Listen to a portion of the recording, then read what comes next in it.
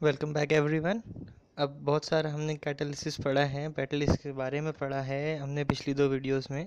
तो इस बार कुछ नया करते हैं, टाइप्स ऑफ कैटालिसिस पे चलते हैं। अब कैटालिसिस की बेसिकली 6 टाइप्स होती हैं: homogeneous, heterogeneous, auto, enzymatic, positive और नेगेटिव। ये जनरल होती हैं। इसमें सबसे ब्रॉड कैटेगरीज हमारी आती हैं होमोजेनस और हेट्रोजेनस, जिस पे हमारा फोकस रहेगा। एंजाइम कैटालिसिस जो है वो एक अपने आप में बड़ा टॉपिक है, तो वो हम फ्यूचर वीडियोस में डिस्कस करेंगे। अभी के लिए हम बाकी 5 टाइप्स पे फोकस रखेंगे। तो पहले हम आते हैं होमोजेनस कैटालिसिस पे।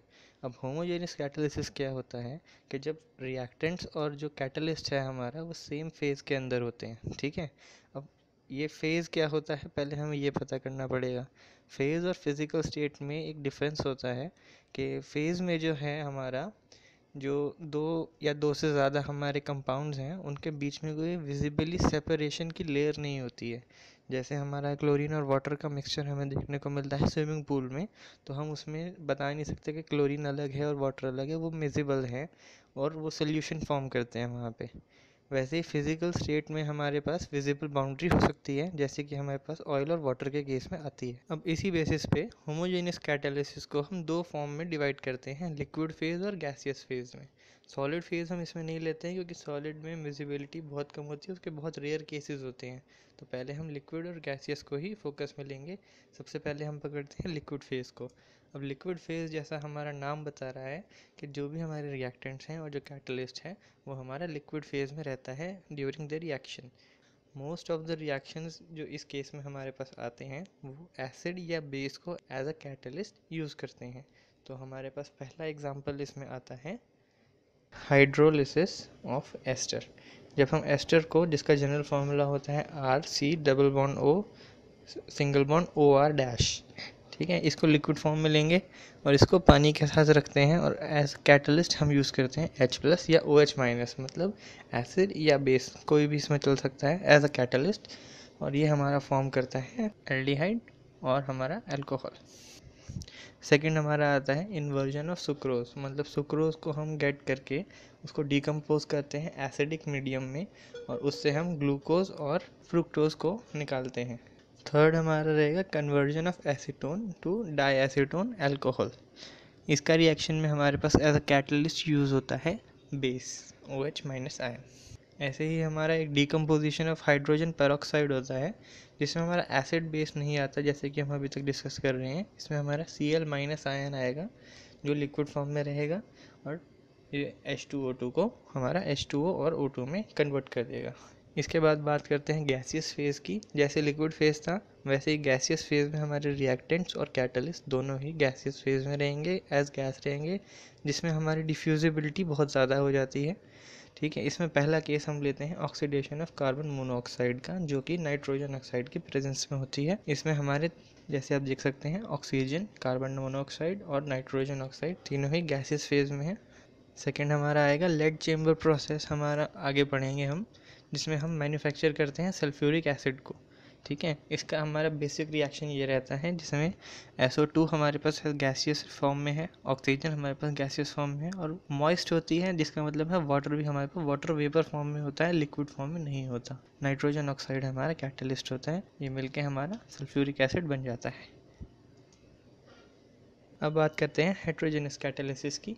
हेट्रोजेनस कैटालिसिस में जो है हमारा डिफरेंस ये आता है कि जो रिएक्टेंट्स हैं और जो हमारा कैटालिस्ट है वो डिफरेंट फेज में हो सकते हैं, फिर डिफरेंट फिजिकल स्टेट में भी हो सकते हैं। जनरली हमारा इस केस में हमारे पास आता है कि कैटालिस्ट जो है हमारा सॉलिड स्टेट में होता है, जो रिएक्टेंट्स हैं वो हमारे लिक्विड या फिर गैसियस स्टेट में रहते हैं। ठीक है। इसका दूसरा नाम हमारे आगे पढ़ते हैं हम कॉन्टैक्ट कैटालिसिस, क्योंकि इसमें जो है हमारा जो मेन पार्ट होता है रिएक्शन का वो सारा कुछ कैटलिस्ट सरफेस पे होता है with the process of adsorption, जो कि हम आगे की वीडियोस में पढ़ेंगे। पहला एग्जांपल हमारा आता है ऑक्सीडेशन ऑफ सल्फर डाइऑक्साइड, जिसमें हमारा प्लैटिनम यूज़ होता है जो सॉलिड स्टेट में रहता है और सल्फर डाइऑक्साइड और हमारा ऑक्सीजन दोनों गैसेस फेज में रहते हैं। सेकेंड एग्जांपल हम लेते हैं हाइड्रोजनेशन ऑफ ऑयल्स, जिनका जनरल फार्मूला होता है RCH double bond CHR dash. उसके बाद इसमें हाइड्रोजन ऐड करते हैं, सिंपली हाइड्रोजनेशन है तो इसमें निकल सॉलिड जो है हमारा कैटलिस्ट की तरह काम करता है। थर्ड हम एग्जांपल लेते हैं manufacture of ammonia, habeas process के अंडर आता है। इसमें हमारा रिएक्शन रहता है nitrogen plus hydrogen in presence of either iron और मोलिब्डेनम, ठीक है। ये हमारा बनाता है अमोनिया। और फोर्थ एग्जांपल हमारा आता है decomposition of hydrogen peroxide. Again पहले हमने होमोजेनियस में पढ़ा था जिसमें Cl- यूज़ हुआ था लिक्विड स्टेट में, यहाँ पे हम प्लैटिनम यूज़ करते हैं सॉलिड स्टेट में, रिएक्शन सेम रहता है। अब इसमें बेसिकली डिफरेंसेस देख लेते हैं। हमारे पास मेन क्या आते हैं होमोजेनियस और हेट्रोजेनियस में। होमोजेनियस में रिएक्टेंट्स और कैटलिस्ट हमारा सेम फेज में रहता है, हेट्रोजेनियस में डिफरेंट फेज में रहता है, ठीक है, ये तो अंडरस्टूड है। सेकंड हमारा आता है कि होमोजेनियस जो है हमारा वो लिक्विड और गैसियस स्टेट्स में कॉमनली दिखता है, हाइड्रोजेनियस हमारा कैटलिस्ट सॉलिड में होता है और हमारे रिएक्टेंट्स लिक्विड या गैस में होते हैं। अब डिफ़िकल्टी कहाँ आती है होमोजेनियस कैटलिस्ट में, प्रोडक्ट सेपरेशन, क्योंकि सेम फेज में सब कुछ हो रहा है तो प्रोडक्ट सेपरेशन मुश्किल होती है, डिफ़िकल्ट प्रोसेस होता है, जबकि हेट्रोजेनियस में ये बहुत सिंपल प्रोसेस हो जाता है। कैटलिस्ट की रीयूजेबिलिटी वही सेम, क्योंकि फेज डिफरेंस नहीं होता होमोजेनियस में, तो कैटलिस्ट की रीयूजेबिलिटी कॉम्प्लेक्स होती है, टेक्निक्स बहुत ज़्यादा लगती हैं और वो एक्सपेंसिव हो जाता है। Heterogeneous on the other side cost effective रहता है इस चीज़ में, क्योंकि सेम कैटलिस्ट हमारा थोड़ा सा क्लीनिंग के बाद वापस यूज़ हो सकता है। फिफ्थ हमारे पास डिफरेंस आता है हाई सिलेक्टिविटी का। होमोजेनियस रिएक्शंस में जो कैटलिस्ट की सिलेक्टिविटी होती है वो बहुत ज़्यादा हाई होती है, एक कैटलिस्ट बहुत रेयरली एक या दो से ज़्यादा रिएक्शंस को कैटलाइज करता है। हेट्रोजेनियस में लो सिलेक्टिविटी रहती है क्योंकि ट्रांजिशन मेटल्स इन्वॉल्व होते हैं। लास्ट डिफरेंस हमारा आता है कि होमोजेनियस की जो स्पीड होती है, जो कैटलिस्ट की एक्टिविटी होती है, मतलब कैटलिस्ट की जो एफिशिएंसी होती है प्रोडक्ट या रेट ऑफ रिएक्शन बढ़ाने में, वो मॉडरेट लेवल पर रहती है, हेट्रोजेनियस में वो हाई लेवल पर चली जाती है। थर्ड हमारे पास आता है ऑटो कैटालिसिस, होमो और हेट्रो के बाद। ऑटो कैटालिसिस में हमारा रिएक्शंस आते हैं जिनमें कोई एक प्रोडक्ट जो है हमारा वो खुद कैटलिस्ट की तरह काम करता है रिएक्शन को फॉरवर्ड डायरेक्शन में बढ़ाने के लिए। इसका एक जनरल हमारे पास ग्राफ आता है, जैसे आप देख सकते हैं स्टार्टिंग में जो रेट ऑफ रिएक्शन है वो बहुत ज़्यादा लो है, लेकिन बाद में एज द रिएक्शन प्रोसीड्स इसका जो रेट है वो एक्सपोनेंशियली बढ़ जाता है। इसका सबसे बड़ा एग्जांपल हम स्कूल में और कॉलेज में लैब में पढ़ते हैं, titration of warm oxalic acid with potassium permanganate, ठीक है। इसमें क्या होता है कि जो पहली 2-4 ड्रॉप्स हम डालते हैं वो डीकलराइज होने में बहुत टाइम लगाती हैं। इसका रीज़न होता है स्टार्टिंग में बहुत स्लो रिएक्शन रहता है, लेकिन जब बाद में Mn+2 आयन्स फॉर्म होते हैं सॉल्यूशन के अंदर, वो इस सारे रिएक्शन को कैटलाइज करते हैं फॉरवर्ड डायरेक्शन में।